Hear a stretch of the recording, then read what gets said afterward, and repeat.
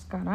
ಇದು ಜನವರಿ 1978ರಲ್ಲಿ ವಸುಂಧರಾ ಅನ್ನೋರು ಬರೆದಿರೋಂಥ ಒಂದು ಕತೆ, ಅತ್ತೆ ಸೊಸೆಯರ ಕತೆ. ಇದು ಬಲಿಷ್ಠ ಶತ್ರು ಅಂತ ಇದಕ್ಕೆ ಹೆಸರಿಟ್ಟಿದ್ದಾರೆ. ಬಲಿಷ್ಠ ಶತ್ರು. ಒಂದೂರಿನಲ್ಲಿ ರಂಗಪುರದ ರಾಜಮ್ಮ ಅಂದರೆ ಎಲ್ರಿಗೂ ಭಯ ಹುಡ್ತಾ ಇರುತ್ತೆ.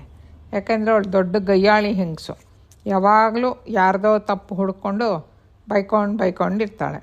ಎಲ್ಲರೂ ಮಾಡೋದು ಮಾತಾಡೋದು ತಪ್ಪು, ತನ್ನದು ಮಾತ್ರನೇ ಸರಿ ಅಂತ ಅವಳಿಗೆ ಮನಸ್ಸಲ್ಲಿ ಬಂದುಬಿಟ್ಟಿರುತ್ತೆ. ಮನೆಯಲ್ಲಿ ಕೂಡ ಅಷ್ಟೇ. ಹೀಗಿದ್ರೂ ಅವಳಿಗೆ ಮಗ ಒಬ್ಬ ವೀರಯ್ಯ ಅಂತಿರ್ತಾನೆ. ಅವನ ಕಂಡ್ರೆ ತುಂಬ ಇಷ್ಟ ಇರುತ್ತೆ. ತುಂಬ ಅಕ್ಕರೆಯಿಂದ ಪ್ರೇಮದಿಂದ ಮುದ್ದು ಮಾಡಿ ಅವನ್ನ ಬೆಳೆಸಿರ್ತಾಳೆ. ಅವನಿಗೆ ಮದುವೆ ವಯಸ್ಸು ಬಂದಿರುತ್ತೆ. ಆದರೆ ಅವನ ತಾಯಿ ಮೊಸರಲ್ಲಿ ಕಲ್ಲು ಹುಡ್ಕೋ ಜಗಳಗಂಟಿ ಅಂತ ಪ್ರಸಿದ್ಧ ಆಗಿದ್ದರಿಂದ ಯಾರು ಹುಡುಗಿನ ಅವ್ರ ಮನೆಗೆ ಕೊಟ್ಟು ಮದುವೆ ಮಾಡೋಕ್ಕೆ ತಯಾರಿರಲ್ಲ. ಹೀಗೆ ಒಂದು ಸಾರಿ ವೀರಯ್ಯ ಏನೋ ಕೆಲಸದ ಮೇಲೆ ಬೇರೆ ದೂರದ ಊರಿಗೆ ಹೋಗಿರ್ತಾನೆ. ಆ ಊರಿನ ಕೆರೆಯ ಬದಿಯಲ್ಲಿ ಒಬ್ಬಳು ಸುಂದರವಾದ ಹುಡುಗಿನ ನೋಡ್ತಾನೆ. ಆಗಲೇ ಅವನಿಗೆ ಅವಳನ್ನು ನೋಡಿದ ತಕ್ಷಣ ಇಷ್ಟ ಆಗೋಗುತ್ತೆ ಅವಳ ಮೇಲೆ. ಅವಳ ಹಿಂದೆಯೇ ಹೋಗ್ತಾನೆ. ಅವಳ ಮನೆಯವರೆಗೂ ಹೊರಟೋಗ್ತಾನೆ. ಆ ಹುಡುಗಿ ಕೂಡ ಅವನ ಮೇಲೆ ಇಷ್ಟ ಆದಂಗೆ ಇವನಿಗೆ ಅನಿಸತ್ತೆ. ಅವಳ ಹೆಸರು ಇಂದ್ರ ಅಂತ. ವೀರಯ್ಯಂಗೆ ಅದು ಗೊತ್ತಾಗತ್ತೆ. ಅವಳ ತಂದೆ ತಾಯಿಗಳನ್ನು ನೋಡಿ ಅವ್ರ ಮಗಳನ್ನು ನನಗೆ ಮದುವೆ ಮಾಡಿಕೊಡ್ತೀರಾ, ನನಗೆ ಮದುವೆ ಮಾಡ್ಕೊಳ್ಳೋಕೆ ಆಸೆ ಇದೆ ಅಂತ ಹೇಳ್ತಾನೆ. ಅದನ್ನು ಕೇಳಿ ಅವಳ ತಂದೆ ತಾಯಿ ಹೇಳ್ತಾರೆ, ತಮ್ಮೊಳಗೆ ಏನೇನೋ ಮಾತಾಡಿಕೊಂಡು, ನೋಡಪ್ಪ ವೀರಯ್ಯ, ಇರೋದು ಒಂದೇ ಒಂದು ಸಂಗತಿ ಮೊದಲೇ ಹೇಳಿಬಿಡ್ತೀವಿ. ನಮ್ಮ ಮಗಳು ತುಂಬ ಗಯ್ಯಾಳಿ, ಎಲ್ಲದಕ್ಕೂ ಜಗಳ ಮಾಡ್ತಾಳೆ. ಅದಕ್ಕೆ ಅವಳಿಗೆ ಇನ್ನೂ ಯಾವ ಸಂಬಂಧನೂ ಬಂದು ಮದುವೆ ಆಗಿಲ್ಲ. ಈ ಸಂಗತಿ ನಿನಗೆ ಆಮೇಲೆ ತಿಳಿದ್ರೆ ಅಥವಾ ತಿಳಿದಿಲ್ಲ ಅಂತ ನೀನು ಬೇಜಾರು ಮಾಡ್ಕೋಬಾರ್ದು. ಅದಕ್ಕೆ ಇಷ್ಟು ನಾವು ಹೇಳಿದ್ದೀವಿ, ಇಷ್ಟ ಮೇಲೂ ನಿನಗೆ ಇಷ್ಟ ಆದರೆ ನೀನು ಮದುವೆ ಮಾಡ್ಕೋಬಹುದು ಅಂತ. ವೀರಯ್ಯ ತನ್ನ ತಾಯಿ ಸಮಾಚಾರ ಅವ್ರಿಗೆ ಹೇಳ್ತಾನೆ. ಹಾಗಾದರೆ ಇನ್ನೇನು ಅಂಥ ಅತ್ತೆ ಮೂಲಕವಾಗಾದ್ರೂ ನಮ್ಮ ಮಗಳು ಬುದ್ಧಿ ಕಲ್ತ್ಕೊಂಡು ಸುಖವಾಗಿರಬಹುದು ಅಂತ ಆ ತಂದೆ ತಾಯಿ ಆಸೆಯಿಂದ ಅವನಿಗೆ ಇಂದ್ರನ ಕೊಟ್ಟು ಮದುವೆ ಮಾಡಿಬಿಡ್ತಾರೆ.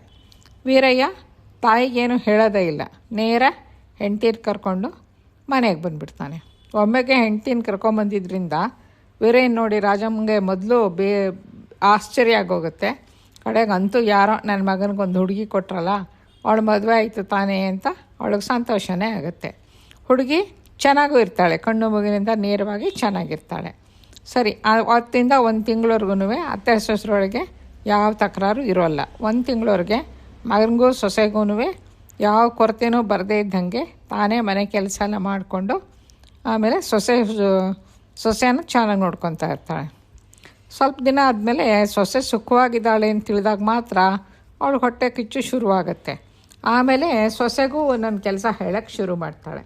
ಹೀಗೆ ಇನ್ನೂ ಒಂದು ತಿಂಗಳಾಗತ್ತೆ. ಅಷ್ಟೊತ್ತಿಗೆ ಅತ್ತೆಗೆ ಹೊಸ ಮೇಲೆ ಇದ್ದಿದ್ದು ಆದರ ಭಾವ ಹೋಗಿ ಒಂದು ಸ್ವಲ್ಪ ತಾತ್ಸಾರ ಶುರುವಾಗುತ್ತೆ. ಅವಳು ಮಾಡೋ ಕೆಲಸಗಳಲ್ಲಿ ತಪ್ಪು ಹುಡುಕಿ ಹೇಳ್ತಾ ಅವಳು ಬೈಯೋಕ್ಕೆ ಶುರು ಮಾಡ್ಕೋತಾಳೆ. ಮಾತಿಗೆ ಮಾತು ಸೊಸೆನೂ ಬಿಟ್ಕೊಡದೆ ನಾನು ಹಿಂಗೆ ಮಾಡಿದೆ ಹಂಗೆ ಮಾಡಿದೆ ಅಂತ ವಿವರಣೆ ಕೊಟ್ಟು ಎದುರುವಾದರ್ಸ ಇರ್ತಾಳೆ. ಒಂದಿನ ವೀರಯ್ಯ ಹೊಲದ ಕಡೆಯಿಂದ ಬರ್ತಾ ಇರ್ತಾನೆ. ಮನೇಲಿ ಅಡುಗೆ ಆಗಿರಲ್ಲ. ಅತ್ತೆ ಸೊಸೆ ಮೇಲೆ, ಸೊಸೆ ಅತ್ತೆ ಮೇಲೆ ಇಬ್ಬರು ಏನೋ ಜಗಳ ಮಾಡಿಕೊಂಡು ಅವನು ಬಂದ ತಕ್ಷಣ ಇಬ್ಬರು ಚಾಡಿ ಹೇಳ್ತಾರೆ.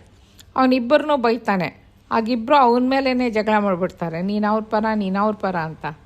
ಆಗ ಇವಳು ಅತ್ತೆ ಹೇಳ್ತಾಳೆ, ನಿನಗೆ ಹೆಂಡತಿ ನೋಡು ಬೆಲ್ಲ ಆದಂಗೆ, ಈಗ ತಾಯಿ ಹೆಸರು ತಾಯಿನ ನೀನು ಕಣಗಡಿಸಿ ಅಂತ. ಅವಳು ಹೇಳ್ತಾಳೆ, ತಾಯಿ ಹೆಸರಿಗೆ ಹಿಡ್ಕೊಂಡು ಹೋಗಿದ್ರು ನನ್ನ ಯಾಕೆ ಮದುವೆ ಮಾಡ್ಕೊಂಬಂದಿ ಅಂತ ಅವಳು ದಬಾಯಿಸ್ತಾಳೆ. ಸರಿ, ಹೀಗೆ ನಡೀತಾ ಇರುತ್ತೆ. ಹೀಗೆ ಇಬ್ಬರ ನಡುವೆ ಸಿಕ್ಕೊಂಬಿಟ್ಟು ಆ ವೀರಯ್ಯ ಪಾಪ ರಸ ಹಿಂಡಿದ ಕಬ್ಬಿನ ಜಲ್ಲೆ ಹಾಗೆ ಆಗೋಗ್ತಾನೆ. ಆಮೇಲೆ ಏನು ಮಾಡೋದು ಅಂದ್ಬಿಟ್ಟು ಅವನ ಪಾಡಗವನು ಇಬ್ಬರು ಸುದ್ದಿಗೂ ಹೋಗದೆ ತನ್ನ ಪಾಡಕ್ಕೆ ತಾನು ಒಬ್ಬೊಬ್ಬನೇ ಇರೋಕ್ಕೆ ಶುರು ಮಾಡಿಬಿಡ್ತಾನೆ. ಒಂದು ಸಾರಿ ವೀರಯ್ಯ ಊರಿನ ಜಮೀನ್ದಾರ ಮಗನನ್ನು ಹಾವಿನ ಕಡತದಿಂದ ಉಳಿಸ್ತಾನೆ. ಅದಕ್ಕಾಗಿ ಜಮೀನ್ದಾರ ಅವನಿಗೆ ಅವನ ಧೈರ್ಯವನ್ನು ಮೆಚ್ಚಿಕೊಂಡು ತನಗಿರೋ ಹಸುಗಳಲ್ಲಿ ಒಂದು ಹಸುನ ತಗೊಂಡು ಹೋಗಪ್ಪ ನೀನು ಬಹುಮಾನವಾಗಿ ಅಂತ ಹೇಳ್ತಾನೆ. ಅವನಿಗೆ ಸಂತೋಷ ಆಗುತ್ತಲ್ವ ಹಸು ಸಿಗುತ್ತೆ ಅಂತ. ಅದನ್ನು ಉತ್ಸಾಹದಿಂದ ಮನೆಗೆ ಬಂದು ಹೇಳ್ತಾನೆ. ಅದಕ್ಕೆ ತಾಯಿ ಅಂತಾಳೆ, ಗೋಮಾತೆ ಮನೆಗೆ ಬರೋದು ಶುಭ ಅಂತ ತಾಯಿ ಹೇಳ್ತಾಳೆ. ಶುಭ ಮಾತು ನೋಡಿದ್ರಾಯ್ತೆ, ಎಮ್ಮೆನೇ ಹೊಡ್ಕೊಂಬರ್ನಿ, ಮನೆಗೆ ದಂಡ್ಯಾಗ ಹಾಲಾಗತ್ತೆ ಅಂತ ಹೆಂಡತಿ ಹೇಳ್ತಾಳೆ. ಈ ಮಾತೆ ಒಬ್ಬರ ಮೇಲೊಬ್ಬರು ಆಡಿ ಗಾಳಿ ಮಳೆ ಎಲ್ಲ ಮತ್ತಿಬ್ಬರಿಗೂ ಜಗಳ ಹತ್ಕೊಂಡ್ಬಿಡುತ್ತೆ. ಇದನ್ನು ನೋಡಿ ವೀರಯ್ಯಂಗೆ ತುಂಬ ಬೇಜಾರಾಗೋಗುತ್ತೆ. ಅವ್ರ ವಾದ ಪ್ರತಿವಾದ ಏನೋ ನಿಲ್ಲುತ್ತೇನೋ ಅಂತ ನೋಡ್ತಾನೆ. ಅವ್ರು ಜಗಳ ಮಾಡ್ತಾನೆ ಇರ್ತಾರೆ. ಆವಾಗ ರಾಜಮ್ಮ ಪ್ರಪಂಚದಲ್ಲಿರೋ ಎಮ್ಮೆಗಳನ್ನೆಲ್ಲ ಬೈದು ಇಡ್ತಾಳೆ.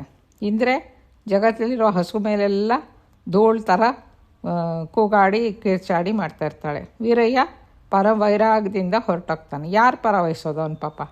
ಮರುದಿನ ಹೊಲದ ಹತ್ರ ವೀರಯ್ಯನ ನೋಡ್ಬಿಟ್ಟು ಜಮೀನ್ದಾರ ಕೇಳ್ತಾರೆ, ನಿನ್ನೆ ಒಂದು ಹಸುವನ್ನು ತೊಗೊಂಡೋಗ್ಲಿಲ್ವಲ್ಲ ಯಾಕಪ್ಪ ಅಂತಾರೆ. ವೀರಯ್ಯ ಮನೊಳಗಿನ ಗುಟ್ಟು ತನಗಿರೋ ಇಕ್ಕಟ್ಟಿನ ಪರಿಸ್ಥಿತಿ ಎಲ್ಲ ಅವ್ರ ಜೊತೆಗೆ ಹೇಳ್ಕೊತಾನೆ. ಅರೆ ನಾನು ಕೊಟ್ಟೆಯಲ್ಲಿದ್ದ ಎಮ್ಮೆಗಳನ್ನೆಲ್ಲ ಮಾರಿಬಿಟ್ಟಿದ್ದೀನಪ್ಪ, ಅವುಗಳ ಸೇವೆ ಮಾಡಿ ಸಾಕಾಗಿತ್ತು ನನಗೆ. ಈಗ ಹಸುಗಳಷ್ಟೇ ಇರೋದು, ನಿನಗೆ ಹಿಡಿಸಿದ ಹಸು ಒಂದನ್ನು ತೊಗೊಂಡು ಹೋಗ್ಬಿಡು ಅಂತಾನೆ ಜಮೀನ್ದಾರ. ಇವನು ಆಯಿತು, ನನ್ನ ಸಮಸ್ಯೆ ಪರಿಹಾರ ಆಯಿತು ಅಂದ್ಕೊಂಡು ಸಂತೋಷದಿಂದ ಮನೆಗೆ ಬಂದು ಆ ವಿಷಯ ಹೇಳ್ತಾನೆ. ರಾಜಮ್ಮ ಬಹಳ ಕೋಪದಿಂದ, ಅಬ್ಬಾ ನಮ್ಮ ಮನೆಗೆ ಎಮ್ಮೆ ಬರದಂತೆ ದೇವರೇ ಕಾಪಾಡ್ದ ಅಂತ ಅತ್ತೆ ಅಂತಾಳೆ. ಹ್ಞೂ, ಎಮ್ಮೆ ತಂದ್ಕೊಳ್ಳೋ ಪುಣ್ಯ ಎಲ್ರಿಗೂ ಎಲ್ಲಿರುತ್ತೆ ಅಂತ ಸೊಸೆ ದಬಾಯಿಸ್ತಾಳೆ. ನಾವು ಪಾಪೆಷ್ಟು ಅಂತೀಯ ನೀನು ಅಂತ ಅತ್ತೆ ಮತ್ತೆ ಜಗಳ ತೆಗಿತಾಳೆ. ಸೊಸೆ ಅತ್ತೆಗೆ ಏನೂ ಕಡಿಮೆ ಆಗಿರಲ್ಲ, ಅವಳೇನು ಸವ ಸೇರ್ತಾನೆ ಅವಳು. ಅದಕ್ಕೆ ಇಬ್ಬರೂ ಹೆಡೆ ಎತ್ಕೊಂಡು ನಾಗರ ಹಾವುಗಳ ಹಾಗೆ ಇಬ್ಬರು ಜಗಳ ಮಾಡ್ಕೊತ ಇರ್ತಾರೆ. ಇದೇನೂ ಮುಗಿಯೋ ಹಾಗಿಲ್ಲ ಅಂದ್ಬಿಟ್ಟು ಇವನು ನಾನು ಹೋಗಿ ಹಸು ತೊಗೊಂಬರ್ತೀನಿ ಅಂತಾನೆ ಗಂಡ. ಆವಾಗ ಅದಾದರೂ ಕಪ್ಪು ದನವನ್ನೇ ತನಿ, ಬಣ್ಣ ಆದರೂ ನೋಡಿ ತೃಪ್ತವಾಗಿರೋಣ ಅಂತ ಹೆಂಡತಿ ಹೇಳ್ತಾಳೆ, ನಂದೊಂದಿರಲಿ ಅಂತ. ಅಶುಭದ್ದು ಕಪ್ಪು ಬಣ್ಣ ಯಾಕಪ್ಪ, ಬಿಳಿದೇ ಶುಭ, ಬಿಳಿದೇ ತೊಗೊಂಬ ಅಂತ ಅತ್ತೆ ಹೇಳ್ತಾಳೆ. ಕಪ್ಪು ಅಶುಭ ಅಂದರೆ ನಿಮ್ಮ ಮೂತಿ ಏನು ಬೆಳಗಿದೆಯಾ ಅಂತ ಸೊಸೆ ದಬಾಯಿಸ್ತಾಳೆ ಅತ್ತೆಗೆ. ಆಗ ಬೆಳಗಿರೋನ್ನ ಬೈತಿಯಲ್ಲ, ನೀನೇ ಬೆಳಗಿದೆಯಲ್ಲೇ ಅಂತ ಅತ್ತೆ ಅವಳಿಗೆ ತಿರುಗಿಸಿ ಹೇಳ್ಬಿಡ್ತಾಳೆ. ನಾನು ಬೆಳಗಿದ್ರೆ ಉರುಳು ಹಾಕ್ಕೊಂಡು ಸತ್ತೇನು, ನನ್ನ ಬಂಗಾರದ ಬಣ್ಣ ಅಂತ ಸೊಸೆ ಮತ್ತೆ ಉತ್ತರ ಹೇಳ್ಕೊತಾಳೆ ಅವಳಿಗೆ. ಹೀಗೆ ಅವ್ರ ಮಾತಿಗೆ ಜಗಳ ಮಾಡ್ಕೊಂಡಿರ್ತಾರೆ. ಅದಕ್ಕೆ ವೀರಯ್ಯ ಹೋಗ್ಬಿಟ್ಟು ತನಗೆ ತಾನೇ ಊಟ ಬಡಿಸ್ಕೊಂಡು ಮಲ್ಕೊಂಬಿಡ್ತಾನೆ ಊಟ ಮಾಡಿಕೊಂಡು. ಮರುದಿನ ವೀರಯ್ಯನ ನೋಡ್ಬಿಟ್ಟು ಜಮೀನ್ದಾರು, ಯಾಕಪ್ಪ ನೆನ್ನೆನೂ ಬರಲಿಲ್ಲ ನೀನು ಅಂತ ಹೇಳ್ತಾನೆ. ಆವಾಗ ವೀರಯ್ಯ ತನಗೆ ಬಂದು ಕಷ್ಟ ಹೇಳ್ಕೊತಾನೆ. ನನಗೆ ಅತ್ತೆ ಸೊಸೆಯರು ಕಾಟ ಏನಿಲ್ಲ, ಆದರೆ ಇಬ್ಬರು ಹೆಂಡ್ತಿರಿದ್ದಾರೆ, ಅವರು ಮೊದಲು ಹೀಗೆ ಜಗಳ ಮಾಡ್ಕೋತಿದ್ರು, ಕಡೆಗೆ ಒಳ್ಳೆಯ ಉಪಾಯ ಮಾಡಿ ಇಬ್ಬರಿಗೂ ಸ್ನೇಹ ಮಾಡಿಸ್ಬಿಟ್ಟಿದ್ದೀನಿ ನಾನು ಅಂತ ಜಮೀನ್ದಾರ್ ಹೇಳ್ತಾರೆ. ಆ ಉಪಾಯ ಏನು ಸ್ವಾಮಿ, ನನಗೂ ಹೇಳ್ಕೊಡಿ ಅಂತ ಬೇಡ್ಕೊತಾನೆ ವೀರಯ್ಯ. ಇಬ್ಬರು ಶತ್ರುಗಳು ಒಂದಾಗಿರಬೇಕಾದ್ರೆ ಅವರಿಗೆ ತಮಗಿಂತ ಬಲಿಷ್ಠನಾದ ಶತ್ರು ಒಬ್ಬ ಇರಬೇಕು, ಆವಾಗ ಅವರಿಬ್ಬರು ಸ್ನೇಹವಾಗಿರ್ತಾರೆ ಅಂತ ಜಮೀನ್ದಾರ್ ಹೇಳ್ಕೊಡ್ತಾರೆ.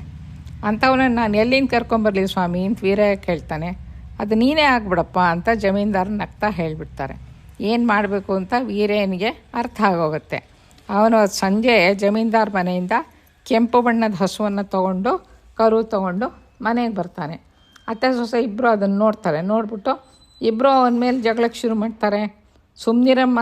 ಅವಾಗ ಮಗ ಹೇಳ್ತಾನೆ, ಸುಮ್ಮನಿರಮ್ಮ, ಇನ್ನೆಷ್ಟು ಕಾಲ ಬದುಕಿರ್ತೀಯ, ಇದಕ್ಕೆ ಬದುಕಿಷ್ಟು ಕಾಲ ಸುಮ್ಮನೆ ನಾವು ಬೈದು ಏನು ಕಟ್ಕೊಂಡು ಹೋಗ್ತೀಯಮ್ಮ ಅಂತಾನೆ.